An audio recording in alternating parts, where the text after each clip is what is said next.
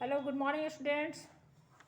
आज मैं आप लोगों को अरुण या मधुमेह देश हमारा जो है वह पढ़ाने जा रही हूँ।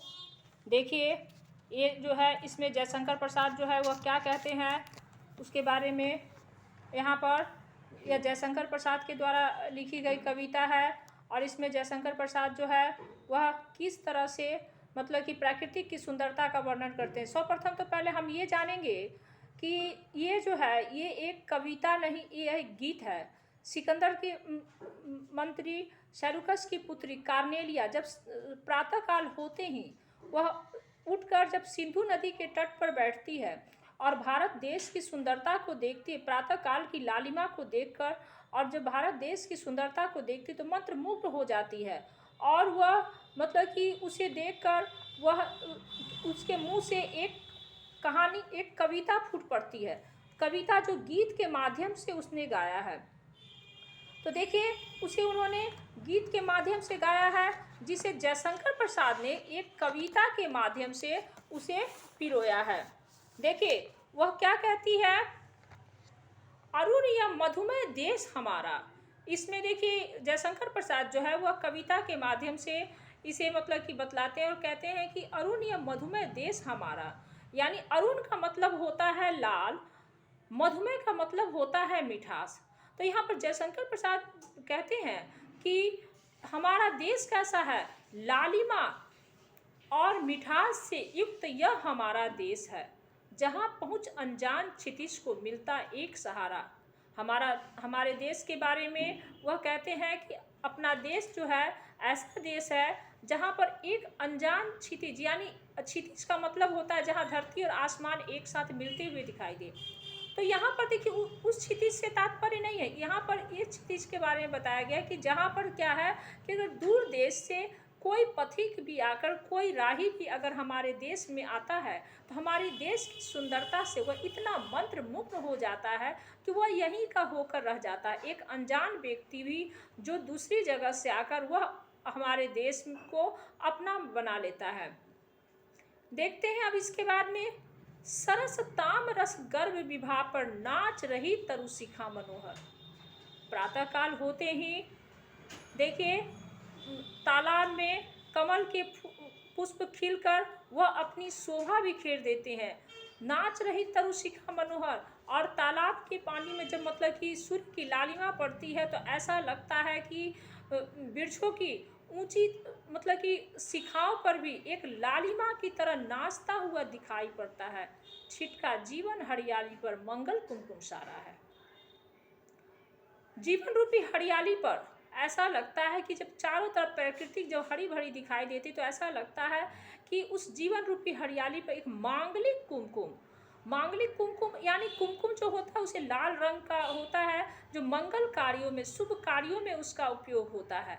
वही देखिए सूरज की लालिमा जो है वह कैसा दिखाई देती, उस हरियाली पर एक मांगलिक कुमकुम के समान जो है उसकी छटा बिखेरती हुई दिखाई देती है। लघु सूर धनु से पंख पसारे, शीतल मलय समीर सहारे।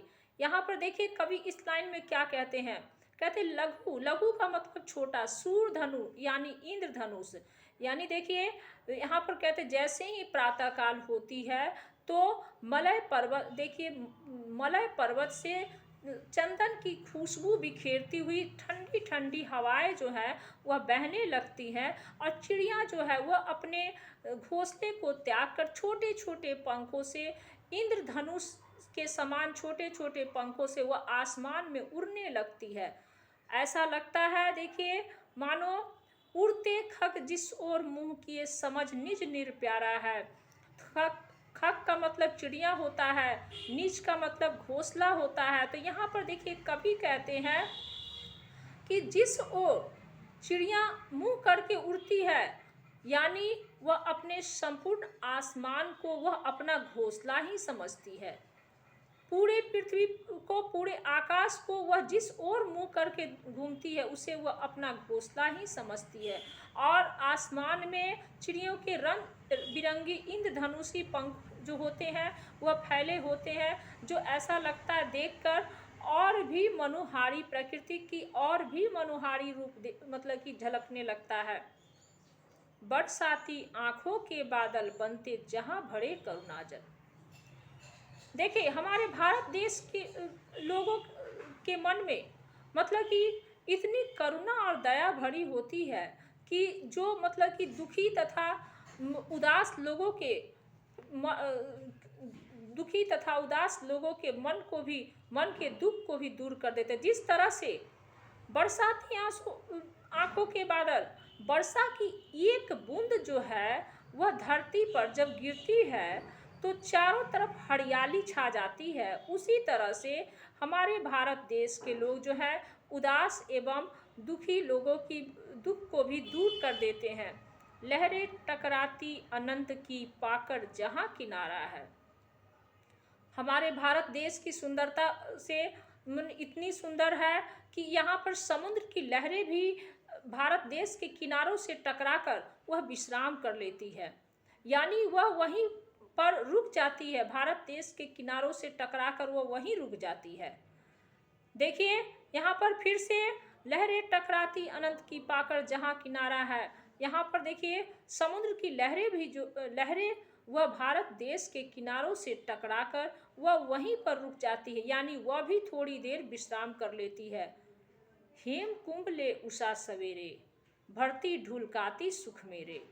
यहाँ पर देखिए कवि क्या कहते हैं, अंतिम दो पंक्तियों में कवि क्या कहते हैं कि हेम कुंभ ले उषा सवेरे, भरती ढुलकाती सुख मेरे, मदिर उगते रहते हैं जब जगकर रजनी भर तारा।